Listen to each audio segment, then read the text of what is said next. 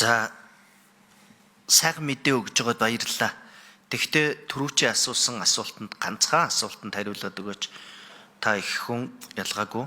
Тийм болохоор энэ 302 мянга төгрөгөөр нэг сар танаа гэр бүл амьдарч чадах уу?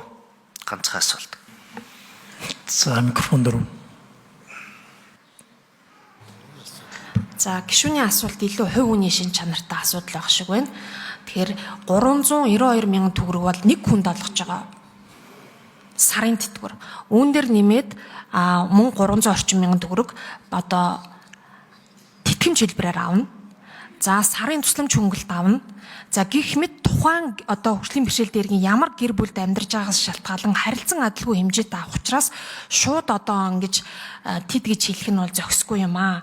302 бид яамнаас барьж байгаа бодлого бол нийгмийн халамжийн тэтгэвэр наад захын хүний амжиргааг хангасан байх ёстой буюу бүсүүдийн амжиргааны доод төвшинг ядаж хангаж авах ёстой гэдэг энэ бодлогоо бид нар бол одоо санал болгож байгаа. Тэгэхээр доор хаяж 90 мянган төгрөгөөр нэмэгдүүлээч гэдэг л саналыг бол бид нар төсвийн цэцэлд ирэж тусгаж явж байгаа.